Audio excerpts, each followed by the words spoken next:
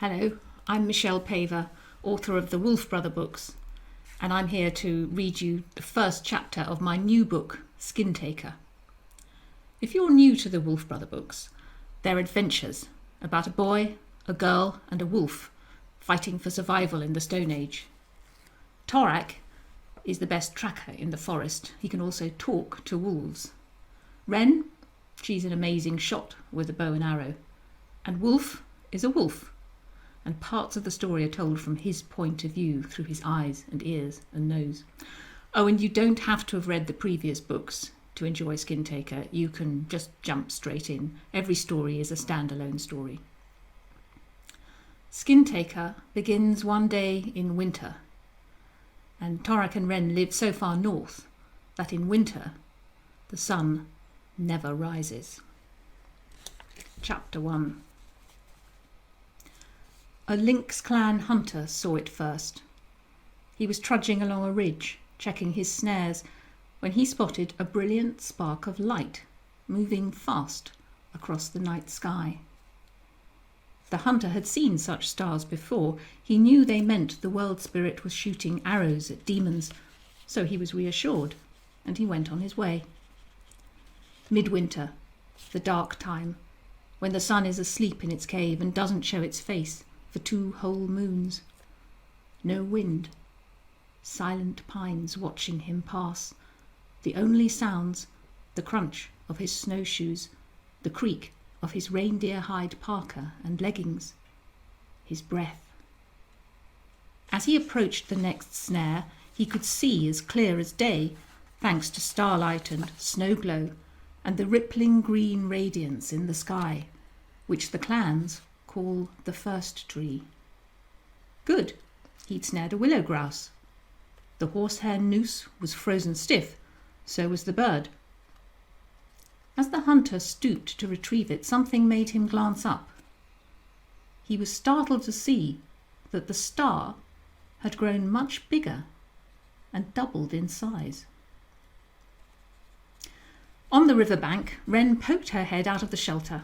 "Come on, Torak," she called crossly. "We need to get going." "I'll catch you up," he replied without turning his head. "No, you won't. You'll invent an excuse and stay here." He blew out a cloud of frosty breath. Perfect conditions for ice fishing. He'd hacked 4 beautiful holes and laid a stick across each one, from which he'd hung his lines and hooks. To attract the fish, he'd made torches of folded birch bark jammed in split sticks and set them in a row. The first tree was helping too, shining so brightly it was sending the trout crazy. He'd already caught 3. Why couldn't he stay here peacefully with the wolves? Wolf bounded up as if he'd heard Torak's thoughts and licked the frost of his eyebrows. With a grin, Torak pushed Wolf's muzzle aside. Wolf's thick winter pelt was sprinkled with snow, and his breath smelt of fish. It would take too long to tell him in wolf talk that his shadow was spooking the trout, so Torak distracted him by backing away on all 4s, uttering eager little grunt whines. "Let's play." Lashing his tail, Wolf went down on his forelegs. "Yes, let's." Then he pounced, soft biting his pack brother's arm with muffled growls and hauling him over the ice. "You know I'm not leaving without you," called Renn.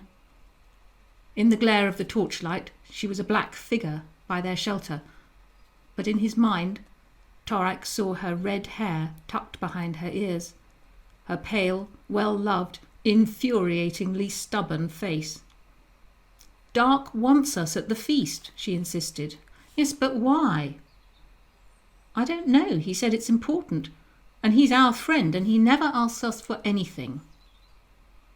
Torak tossed a trout onto the far bank and watched Wolf race after it.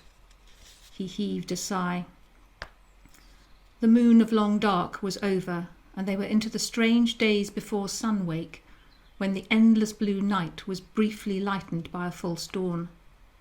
The sky would grow pale, as if the sun was about to show itself above the mountains, only for darkness to return as the sun retreated into its cave. It was an edgy time, when each clan did its best to ensure that in a few days the sun really would rise above the peaks. The Boar clan burnt a whole spruce tree on a hilltop. Renn's clan, the Ravens, held the Feast of Sparks underground, while their mage ventured even deeper to kindle the need fire, and everyone sang and too many people, grumbled Torak. Oh, Torak, it's not that bad. Last winter you enjoyed it. He heard the smile in her voice and snorted a laugh. But the holes were freezing over, so he applied himself to clearing them with the butt of his ice scoop, flicking the shards for Wolf's mate, Darkfur. She loved chomping ice. Wolf lay on the far bank, gripping the half-eaten trout in his forepaws. Behind him on the slope, the cubs, Blackpaw and Tug, were pouncing on snowdrifts in futile attempts to catch lemmings. Their older brother, Pebble, was away guarding the pack's range. As a cub, he'd been carried off by an eagle owl, and though he'd grown into a handsome young wolf, the ordeal had marked him, and he rarely relaxed. Renn was shoveling snow onto the fire with an aurochs shoulder blade. Rip and Wreck lit onto the shelter and gurgled a greeting. She gave the ravens a distracted nod. "It's not as if we've far to go," she told Torak. "They're only camped a day walk away." But Torak could be stubborn too. He liked the feel of this sleeping valley. The river dreaming under the ice, the alders asleep on its banks. Even the pines were dozing, only a single watch tree remaining properly awake. He'd chosen this spot because a family of beavers had dammed the river to make a pool which sheltered many fish.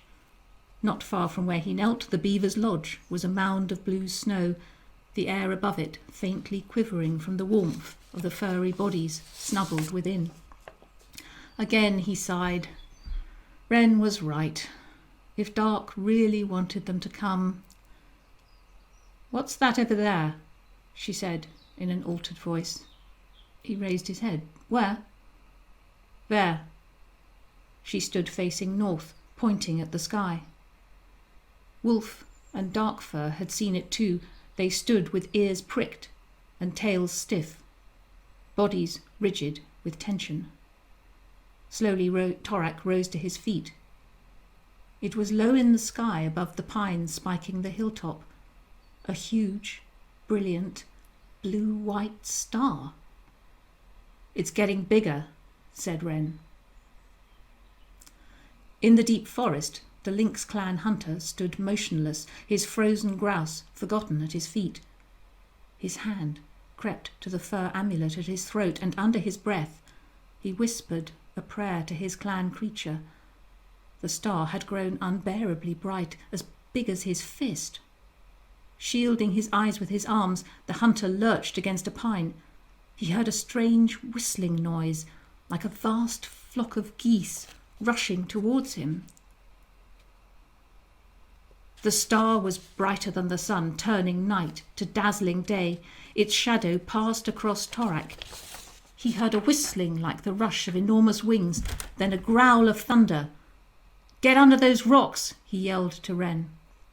Darkfur was streaking across the ice towards her cubs, Renn shouting something he couldn't make out. Then the sky was raining fire, a hot wind blowing him off his feet. He fell with a crash. The ice was heaving, the river waking up. The thunder was louder, but how could there be thunder when there were no clouds? A stink of singed fur. His parka was on fire. Beating out flames, he struggled to his feet. He saw pines bending like blades of grass, others flying overhead like spears. On the far bank, a blazing poplar had fallen, pinning Wolf to the ground. On the near bank, the shelter had collapsed. Torak couldn't see Renn.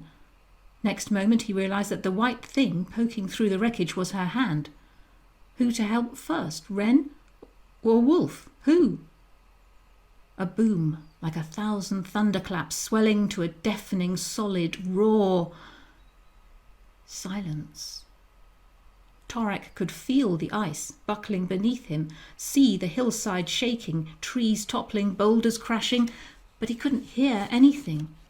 The forest was burning, engulfing him in fierce, choking smoke. He could no longer see Renn or Wolf. The Lynx clan hunter had fallen to his knees. Thunder roaring, trees thrashing, the whole sky on fire. That was the last thing he ever saw. The Thunder Star blasted entire valleys to cinders. It turned frozen rivers to raging torrents. It obliterated the heart of the forest. Well, I'm afraid we'll have to leave it there. If you want to find out what happens to Torak, Renn and Wolf, Skin Taker is published in April, and the audiobook is read by Ian McKellen. I really hope you enjoy it.